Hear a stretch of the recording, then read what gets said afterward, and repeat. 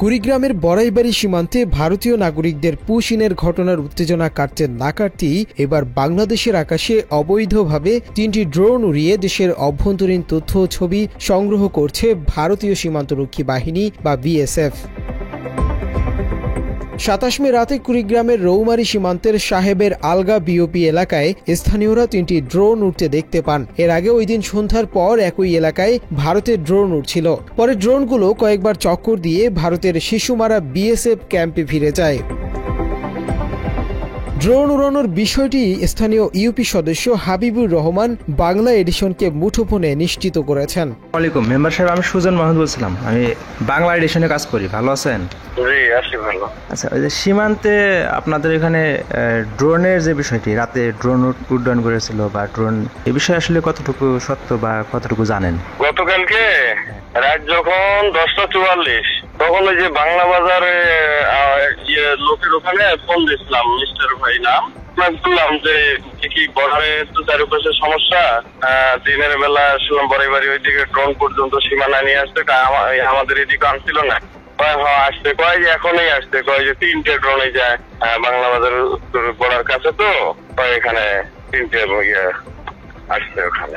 এর আগে ২৭ মে ভোরে ১৪ জন নারী পুরুষকে বড়াইবাড়ি সীমান্ত দিয়ে পুশ ইন করে বিএসএফ। ওই ঘটনায় বিজিবি প্রতিবাদ জানালে ১৪ রাউন্ড গুলি ছোড়ে ভারতীয় বাহিনী। তবে বিজিবি জানিয়েছে ৪ রাউন্ড গুলি ছুড়েছিল বিএসএফ। এমন পরিস্থিতিতে সীমান্তে কঠোর অবস্থান নেয় বিজিবি ও স্থানীয়রা। বাংলাদেশের কঠোর অবস্থানে যাওয়ায় বিজিবি ও স্থানীয়দের ওপর নজর রাখতে এবং পরিস্থিতি পর্যবেক্ষণ করতে ২৭ মে সকালে সীমান্তে প্রথম ড্রোন উড়ায় ভারতীয় সীমান্তরক্ষী বাহিনী বিএসএফ। আমাদের সীমান্ত এলাকার যে সমস্ত তথ্য উপাত্ত তারা সংগ্রহ করে নিয়ে যাচ্ছে, এটা আমাদের রাষ্ট্রের জন্য নিশ্চিতভাবে হুমকি স্বরূপ। রাষ্ট্রীয়ভাবে এর কার্যকরী কোনো পদক্ষেপ আমরা দেখতে পাচ্ছি না।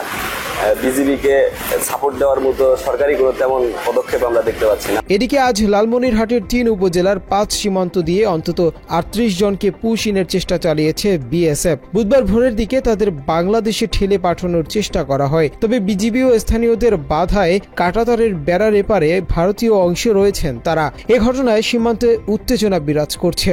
আমি ভারতের নাগরিক, আমি বিশ্বনাথ চারিলি ডিস্ট্রিক্ট। আমারে ৪ বছর জেল রাখছে। আমি ৪ বছর জেল খাইতে হারলে আমার সুব্রিনের রায় দিছে। আমি বাড়িতে গেছি, যাইয়া রাতে ১২টা ১৫ সময় চারিলিতে মঙ্গলদৈ আনছে, গোয়ালপাড়া আনছে।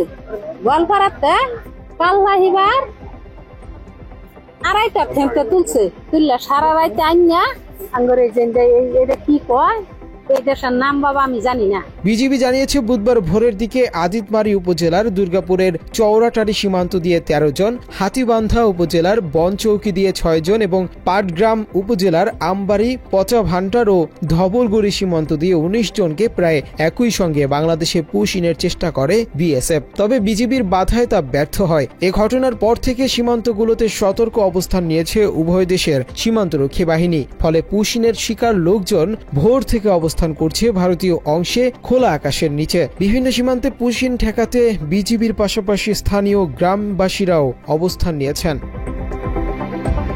সীমান্তে পুশ ইনের ঘটনায় উদ্বেগ প্রকাশ করেছে সাবেক সেনা কর্মকর্তা ব্রিগেডিয়ার জেনারেল মোহাম্মদ শামীম কামাল। বাংলা এডিশনকে দেওয়া সাক্ষাৎকারে ভারতীয় আগ্রাসনের চিত্র তুলে ধরেন তিনি। মূলত এটা এক ধরনের ভীতি তৈরি করার জন্যই এই গুলিবর্ষণটা করা হয়েছে। তো লালমনিরহাট এবং কুড়িগ্রাম সীমান্তে আমরা শুনতে পেয়েছি গতকালকে বিশেষ করে কুড়িগ্রাম সীমান্তে গুলিগলাজ করা হয়েছে।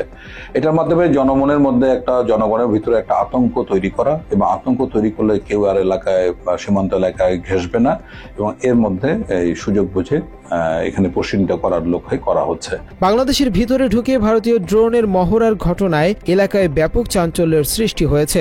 স্থানীয়রা বলছেন এভাবে সীমান্ত আইন লঙ্ঘন করে বিএসএফ বাংলাদেশের অভ্যন্তরীণ সব তথ্য নিয়ে যাচ্ছে। বিষয়টি নিয়ে বর্তমান সরকারের সমালোচনাও করেন তারা। ৫টার দিকে ফজরের নামাজের পর আমরা এখানে আসার পরে দেখি যে ওই ইন্ডিয়ান নাগরিকদেরকে গেট দিয়ে বের করে দিচ্ছে।